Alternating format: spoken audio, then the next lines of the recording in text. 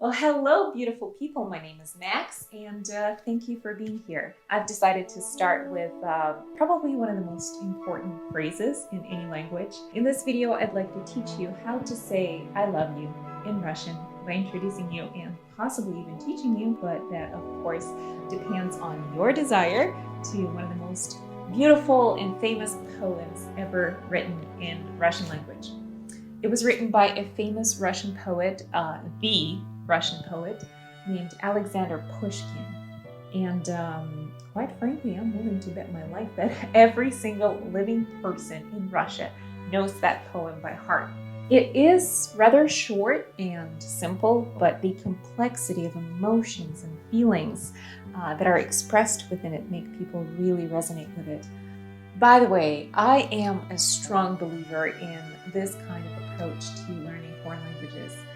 You have to start not with something that is necessarily easy, but with something that triggers your interest. Because I feel like it's very hard to sustain a desire to learn something or about something if you're studying the vocabulary of a 4-year-old. High quality, engaging content that resonates with you on a deeper level will keep you going way further than any textbook I can imagine. Speaking from my own personal experience.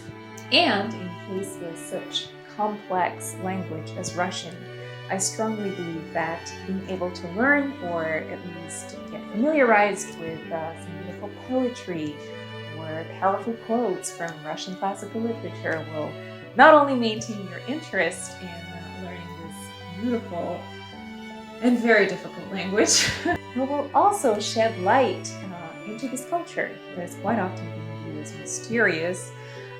But besides, if you can quote something like that next time you meet a Russian person, instead of some banal and beaten up phrases such as "Привет, как дела?" or "Давай, давай," trust me, it will only play in your favor. And without any further ado, here we go. Я вас любил. Любовь. Еще, быть может, в душе моей угасла не совсем. Но пусть она вас больше не тревожит. Я не хочу печалить вас ничем. Я вас любил безмолвно, безнадежно. То робостью, то ревностью, томим. Я вас любил так искренно, так нежно. Как дай вам Бог, любимой, быть, другим. As you could probably tell, in this poem, Pushkin expresses his feelings towards a lady. He's melancholy about his unrequited love, but he lets go, knowing that the object of his affections can never love him back. He wishes her to one day possess the kind of love that he had, or perhaps still has for her. I think that really encapsulates one of the best qualities of any great love. It's the ability to let go and wish the best for the person that you love or ever loved at some point in your life. I suppose it's better to have loved than never to have known what it feels like. It is a poem that, in my eyes, embraces a kind of melancholy and beauty that is so characteristic to Russian culture. It is somewhat an ability to find beauty in sadness, in memory, in a fleeting moment that is no longer with us, but we still cherish it. And I feel like, to some degree, it reminds me of the Japanese concept of wabi-sabi.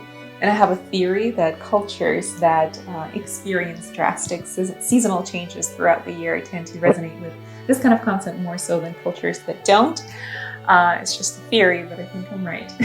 Now, the important phrase that takes me back to the beginning of the video, because I promised to teach you how to say I love you in Russian, y'all. So you've heard this phrase in the beginning of the poem, actually throughout the whole poem. Я вас любил. That's it. The only thing is that is the past tense. So it means I loved you. So if you want to tell this to someone, you currently have feelings for, all you have to do is to change the last word. Я вас люблю.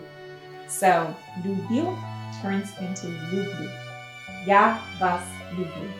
In Russian, you can also shift words around. So you can say я люблю вас. That creates an easy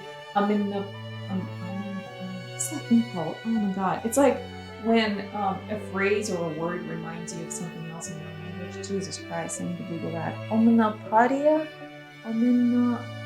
There's a term for it. If you guys know, please drop me in the comments below because I'm just blanking out for some reason. Anyway, it just makes it easier for you to remember it because it sounds like something that you have in your language. So, я люблю вас kind of sounds like я люблю вас to the English speakers, right? Я люблю вас. Я люблю вас or я вас люблю. Same thing, either or. Anyway, thank you for watching and remember, я люблю вас.